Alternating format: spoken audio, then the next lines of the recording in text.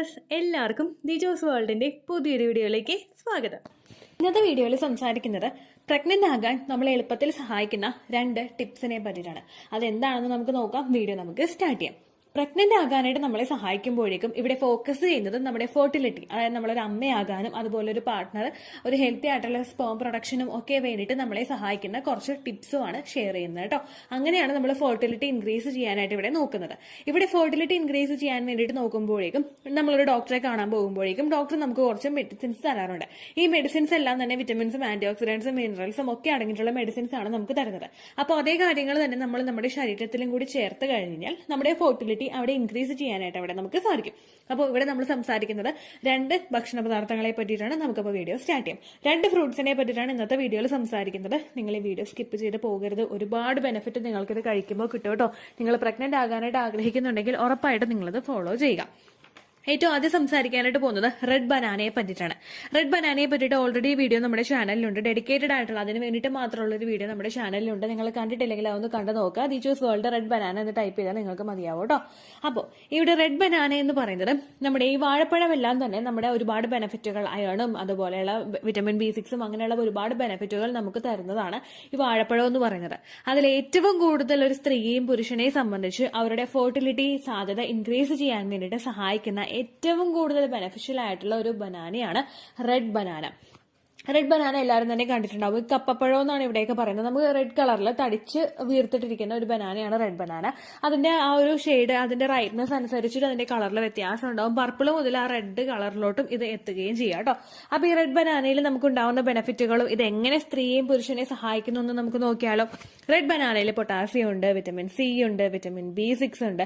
അത് മാത്രമല്ല ഒരു സ്മോൾ പോർഷൻ ഓഫ് റെഡ് ബനാനയിലെ ഒരു കാർബോഹൈഡ്രേറ്റ് ഉണ്ട്, പ്രോട്ടീൻ ഉണ്ട്, അതുപോലെ ഫാറ്റ് ഉണ്ട്, ഫൈബർ ഉണ്ട്, പൊട്ടാസ്യം ഉണ്ട്, വിറ്റമിൻ B6 ഉണ്ട്, വിറ്റമിൻ C ഉണ്ട്, മാഗ്നീഷ്യം ഉണ്ട്. ഇങ്ങനെയുള്ള ഒരുപാട് കണ്ടന്റ്സ് ഇതിൽ അടങ്ങിയിട്ടുണ്ട്. ഇത് പുരുഷന്മാരിലും അതുപോലെ തന്നെ സ്ത്രീകളിലും ഒരുപോലെ ബെനിഫിഷ്യൽ ആയിട്ടുള്ള ഒരു ടിപ്പാണ്.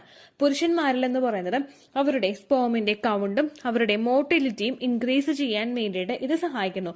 നമ്മുടെ സ്ത്രീകളുടെ ഫാക്ടേഴ്സ് കറക്റ്റ് ആയിട്ട് വരുന്നത് പോലെ തന്നെ പുരുഷനിലെ ഒരു ഹെൽത്തി ആയിട്ടുള്ള ഒരു സെമന്റെ പ്രൊഡക്ഷൻ അവിടെ നടക്കുന്നില്ലെങ്കിൽ അത് നമ്മൾ പ്രഗ്നന്റ് ആകാനായിട്ട് ഒരുപാട് ഡിഫിക്കൽട്ടീസ് കൊണ്ടുവന്ന് തരും. അപ്പോൾ അവിടെ ഹസ്ബൻഡിന്റെ സ്പേം നിങ്ങളുടെ സ്ട്രോങ് ആണെങ്കിൽ അതിനൊന്നും കൂടി ഒന്ന് ആക്റ്റീവ് ആക്കിയും അതുപോലെ സ്ട്രോങ് ആക്കിയും എടുക്കുന്നതിന് വേണ്ടിയിട്ട് റെഡ് ബനാന യൂസ് ചെയ്യുന്നത് സഹായിക്കുന്നു. അതുപോലെ തന്നെ ഹസ്ബൻഡിന് എന്തെങ്കിലും പ്രശ്നങ്ങൾ ഉള്ളവരാണ് നിങ്ങളെങ്കിൽ, സ്പേം കൗണ്ടിന് വിസ്കോസിറ്റിക്കും അതുപോലെ അതിന്റെ ലിക്വിഡേഷൻ ടൈമിനൊക്കെ വ്യത്യാസമുള്ളവരാണ് നിങ്ങളെങ്കിൽ, നിങ്ങൾക്ക് ഇത് ഉപയോഗിക്കുന്നത് അതിനെ ഒന്ന് ഇൻക്രീസ് ചെയ്ത് കൊണ്ടുവരുന്നതിന്, അതിനെ നോർമൽ സ്റ്റേജിലോട്ട് എത്തിക്കുന്നതിനും വേണ്ടിയിട്ട് സഹായിക്കും കേട്ടോ.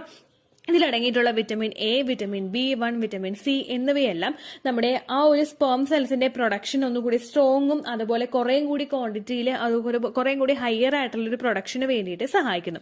അത് മാത്രമല്ല റെഡ് ബനാനയിൽ അടങ്ങിയിട്ടുള്ള ബ്രോമലിൻ എന്ന എൻസൈം ടെസ്റ്റോസ്റ്ററോണിന്റെ പ്രൊഡക്ഷനെ ബൂസ്റ്റ് ചെയ്യുകയും പുരുഷന്റെ സെക്ഷൽ പെർഫോമൻസ് ഇൻക്രീസ് ചെയ്യുകയും ചെയ്യുന്നു. പുരുഷന്റെ സെക്ഷൽ പെർഫോമൻസിനെ അനുസരിച്ചിരിക്കും സ്ത്രീ എത്രത്തോളം ഫിസിക്കൽ കോണ്ടാക്ട് ചെയ്യാനായിട്ട് വില്ലിംഗ് ആണ് എന്നതിനെ.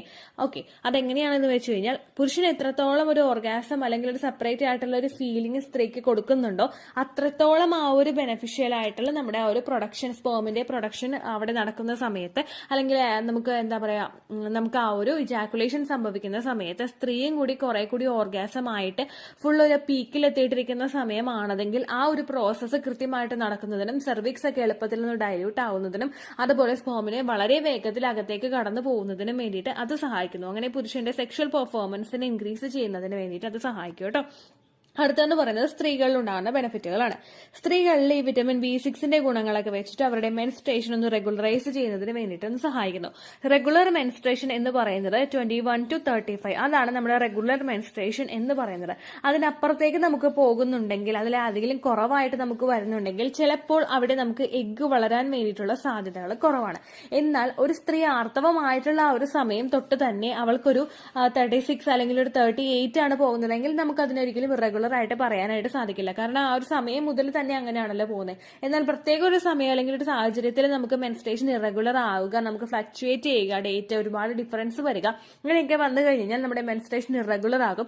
ഇറഗുലർ മെൻസ്ട്രേഷൻ നമുക്ക് ഉണ്ടാകുമ്പോഴേക്കും ക്വാളിറ്റി ഉള്ള ഒരു എഗ്ഗിന്റെ പ്രൊഡക്ഷൻ അവിടെ കുറയും. നമ്മൾ മെഡിസിൻസ് എടുത്തിട്ട് എഗ്ഗ് പൊട്ടാൻ വേണ്ടിയിട്ട് നമ്മൾ പ്രിപ്പയർ ആക്കേണ്ടി വരും.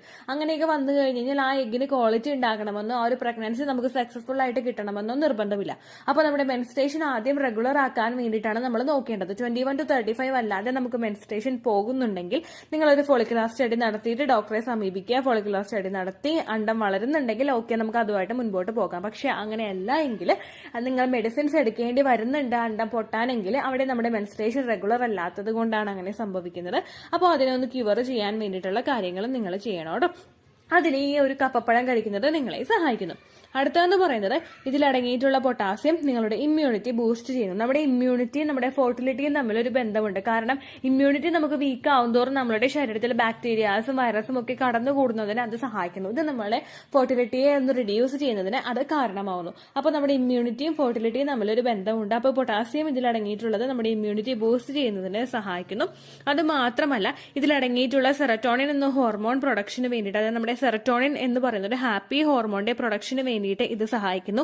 ഇതിലടങ്ങിയിട്ടുള്ള കണ്ടന്റ്സ് അതിന് വേണ്ടിയിട്ട് സഹായിക്കുന്നു. ഇങ്ങനെ നമ്മളുടെ ആൻസൈറ്റി റിഡ്യൂസ് ചെയ്യുന്നു. ആൻസൈറ്റി എന്ന് പറയുന്നത് നമുക്ക് ഓവുലേഷൻ കഴിഞ്ഞതിന് ശേഷം മുതൽ ഓരോ സ്ത്രീക്കും ഭയങ്കര ആൻസൈറ്റിയാണ്. പ്രഗ്നന്റ് ആകുമോ, ലക്ഷണങ്ങൾ വരുന്നുണ്ട്, പോസിറ്റീവ് കിട്ടുമോ, ഇങ്ങനെയുള്ള ഓരോ തിങ്കിങ് നമുക്ക് വരുമ്പോഴേക്കും ഈ ആൻസൈറ്റി അല്ലെങ്കിൽ ഈ ഒരു സ്ട്രെസ് നമ്മളിൽ അഡ്വേഴ്സ്ലി നമ്മുടെ ആ ഒരു ഫോർട്ടിലിറ്റിയെ അത് അഫക്ട് ചെയ്യണം. അപ്പൊ അതുകൊണ്ട് തന്നെ അതിനെ ഒന്ന് റിഡ്യൂസ് ചെയ്യുന്നതിന് വേണ്ടിയിട്ട് ഈ ഒരു കപ്പപ്പഴം കഴിക്കുന്നത് സഹായിക്കുന്നു. അത് മാത്രമല്ല ഇതിലടങ്ങിയിട്ടുള്ള ബീറ്റാ കാരോട്ടിൻ ഏർലി മിസ്കാരേജ് ഉണ്ടാവുന്നത് പ്രിവെന്റ് ചെയ്യുന്നതിന് വേണ്ടിയിട്ട് സഹായിക്കുന്നു. ഏർലി മിസ്കാരേജ് പലർക്കും അവരറിയാതെ തന്നെ ശരീരത്തിൽ സംഭവിക്കുന്നുണ്ട്. കെമിക്കൽ പ്രഗ്നൻസി ആയിട്ടും അതുപോലെ തന്നെ പ്രഗ്നൻസി ടെസ്റ്റ് ചെയ്യുന്ന ആ ഒരു സമയത്ത് തന്നെ പെട്ടെന്ന് തന്നെ പോസിറ്റീവ് കിട്ടി 2-3 ദിവസം കഴിയുമ്പോൾ ബ്ലീഡിംഗ് ആവുകയും ശരീരം തന്നെ അബോർട്ട് ചെയ്ത് കളയുകയും ചെയ്യുന്ന സിറ്റുവേഷൻസ് ഉണ്ട്. കുഞ്ഞിന് ഗ്രോത്തും ഡെവലപ്മെന്റും ഇല്ലാതെ, ഫീറ്റൽ പോൾ കാണാതെ, യോഗ് സാക്ക് കാണാതെ അങ്ങനെ പ്രഗ്നൻസി നമുക്ക് നഷ്ടമായി പോകാറുമുണ്ട്. ഇതിനൊക്കെ ഒന്ന് പ്രിവെന്റ് ചെയ്യാൻ വേണ്ടിയിട്ട്, ശരീരത്തിനെ ഒന്ന് പ്രിപ്പയർ ചെയ്യാൻ, ആ ഒരു പ്രഗ്നൻസി മിസ്കാരേജ് ആയി പോകാതിരിക്കാൻ വേണ്ടിയിട്ട് ശരീരത്തിനെ ഒന്ന് പ്രിപ്പയർ ചെയ്യാൻ വേണ്ടിയിട്ട് ഈ ഒരു റെഡ് ബനാന ഉപയോഗിക്കുന്നത് നിങ്ങളെ സഹായിക്കുന്നുണ്ട് കേട്ടോ. അപ്പൊ ഇതൊക്കെയാണ് റെഡ് ബനാന ഉപയോഗിക്കുന്നതിനുള്ള ബെനിഫിറ്റ്. ഇനി ഇത് എപ്പോഴൊക്കെ ഉപയോഗിക്കാമെന്ന് നോക്കിയാലോ.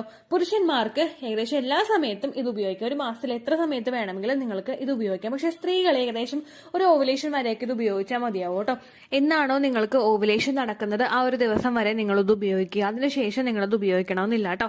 അപ്പോൾ ഏകദേശം നിങ്ങൾക്ക് ഒരു സ്നാക്കായിട്ട് ഇത് എടുക്കുന്നത് കൊണ്ട് പ്രശ്നമില്ല. നിങ്ങൾക്ക് ഏത് സമയത്താണെങ്കിലും നിങ്ങൾ വിശന്നിരിക്കുന്ന സമയത്ത് ഇത് കൂടുതലായിട്ട് എടുത്തു കഴിഞ്ഞാൽ ഇതിന്റെ ബെനിഫിറ്റ് പെട്ടെന്ന് നിങ്ങളുടെ ശരീരത്തിലോട്ട് എത്തുന്നതിന് ഇത് സഹായിക്കും കേട്ടോ.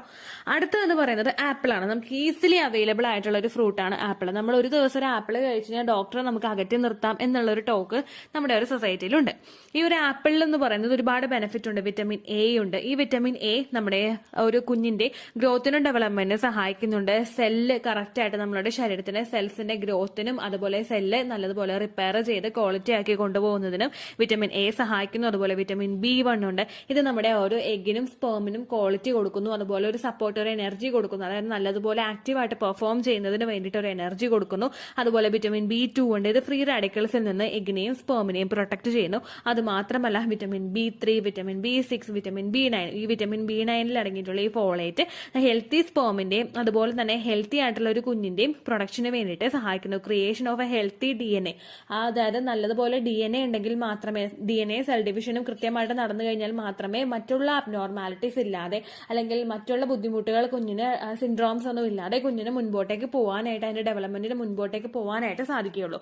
അങ്ങനെ ഡാമേജ് ഇല്ലാത്ത DNA ക്രിയേറ്റ് ചെയ്യുന്നതിന് വേണ്ടിയിട്ട് ഇത് സഹായിക്കുന്നു.